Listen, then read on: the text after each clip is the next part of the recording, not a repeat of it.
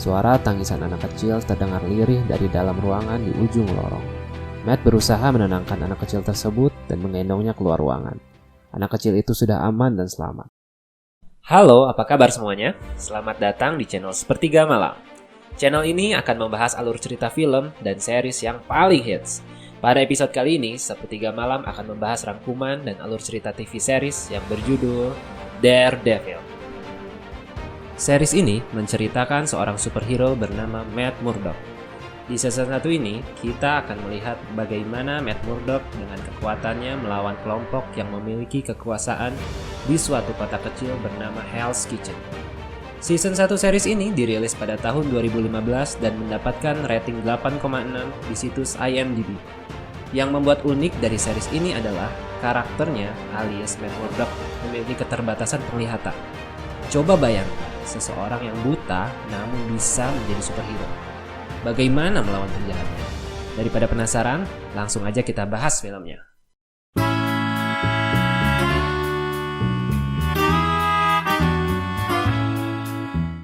Di dalam arena bowling, seorang pria menghajar dua bodyguard dan menodongkan pistol kepada Prohaska. Entah apa motif pria tersebut, namun sepertinya ia diperintahkan oleh seseorang yang pernah dihajar oleh Matt saat menculik 4 wanita. Prohaska dan pria tersebut terlibat perkelahian yang sengit. Prohaska tewas setelah kepalanya dihantam menggunakan bola bowling. Polisi yang baru datang langsung meringkus pria tersebut.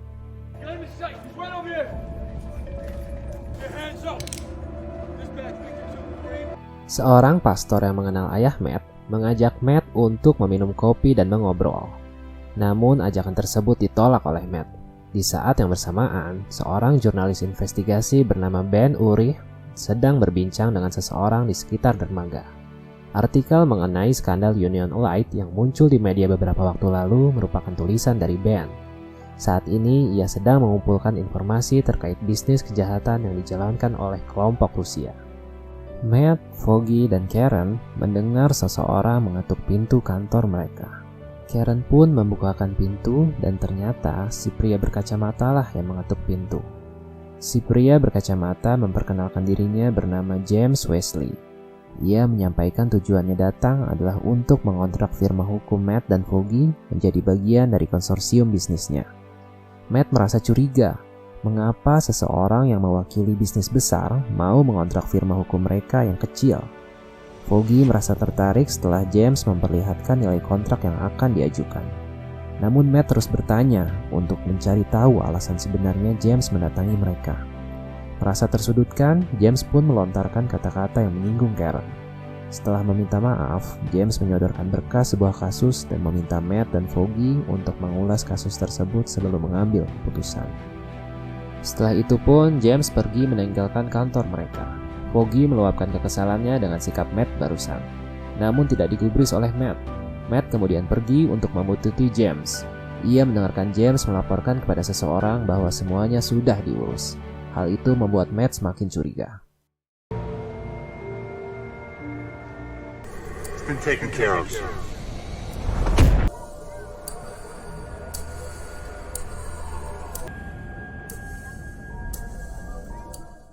Foggy mulai mengulas kasus yang diberikan oleh James Wesley. Foggy mewawancarai seseorang bernama Healy yang ternyata adalah pembunuh Prohaska di arena bowling. Foggy merasa ada yang aneh dengan sikap Healy. Healy seperti seseorang dengan kepribadian ganda. Dia juga memiliki kosakata hukum yang sangat baik. Foggy berniat menolak mewakili Healy, namun tiba-tiba Matt datang. Tanpa berbasa-basi, Matt langsung menyetujui untuk menjadi pengacara mewakili Healy dan tak memperdulikan muka Foggy yang merasa keberatan dengan keputusan Matt. Matt langsung menanyakan kepada Healy tentang hubungan dirinya dengan James Wesley. Mengapa James yang mewakili bisnis besar menyewa firma hukum untuk mewakili Healy tanpa alasan. Namun Healy tak mau menjawab pertanyaan tersebut. Wawancara yang dilakukan Matt dan Foggy terus berlangsung. Namun Healy selalu memberikan jawaban yang tidak ada hubungannya dengan kasus dan itu membuat Matt kesal. Pernyataan-pernyataan Healy sesekali memprovokasi Matt. Foggy akhirnya mengajak Matt berdiskusi sebentar. Kali ini Foggy yang tidak setuju untuk menangani kasus ini. Namun Matt meyakinkan Foggy untuk mencoba menangani kasus ini. Ben sedang menelepon di ruangan kantornya ketika bosnya bernama Mitchell Ellison masuk. Ellison menanyakan berita apa yang akan diterbitkan minggu depan. Dengan semangat, Ben menjelaskan ia sedang menulis tentang kejahatan terorganisir di kota Hell's Kitchen. Ben menganggap skandal Union Elite ada kaitannya dengan kejahatan kelompok Rusia. Ia juga menduga terdapat pemain baru yang masih misterius. Ide tersebut langsung ditolak. Ellison merasa berita tersebut tidak menjual. Setelah berdebat panjang, akhirnya Ellison menyuruh Ben untuk meliput berita tentang rencana pembangunan kereta bawah tanah.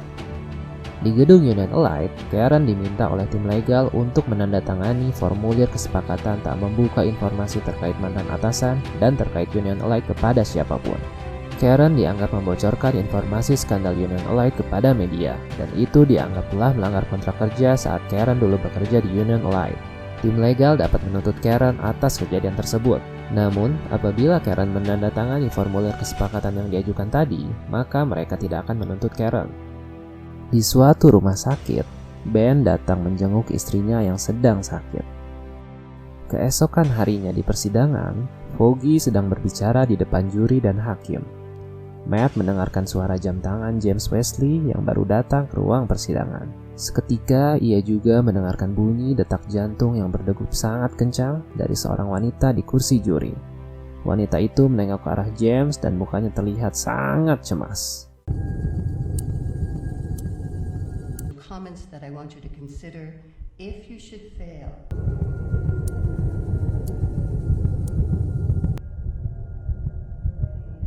Setelah persidangan, saat berjalan pulang, wanita itu dicegat oleh seorang pria. Pria tersebut menyuruh wanita itu untuk bertahan hingga akhir persidangan atau ia akan mengancam menyebarkan rekaman skandal wanita itu saat masih muda. Beberapa detik setelah wanita itu pergi, Matt dengan pakaian hitamnya datang dan menghajar pria tersebut. Matt meminta pria tersebut untuk menghilangkan rekamannya. Matt bertanya untuk siapa pria itu bekerja. Pria itu tak mau menjawabnya karena ia akan dibunuh jika memberitahu. Matt meminta untuk mengeluarkan wanita itu dari juri dan menyuruh pria tersebut untuk pergi dari kota Hell's Kitchen. Not a discussion. A tape. It's a tape, okay? Leave my city tonight.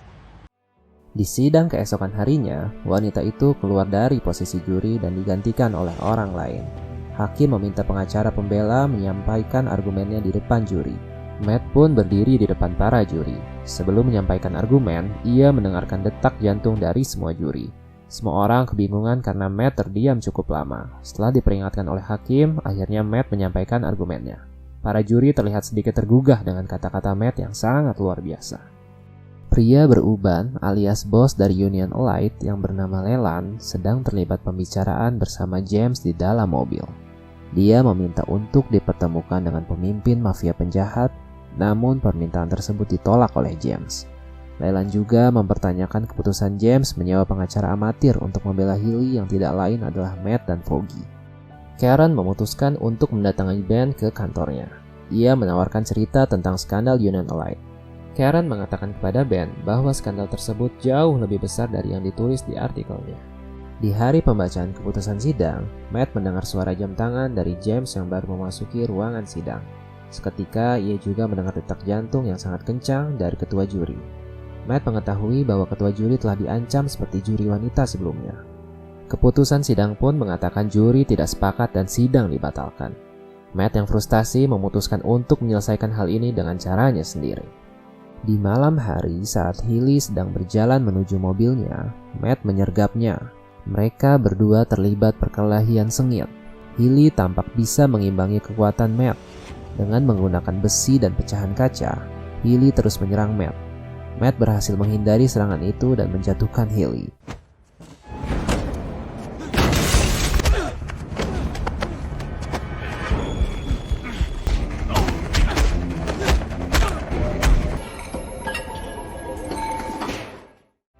Sambil mengarahkan pecahan kaca tersebut ke leher Hilly, Matt bertanya siapa bos dari James Wesley.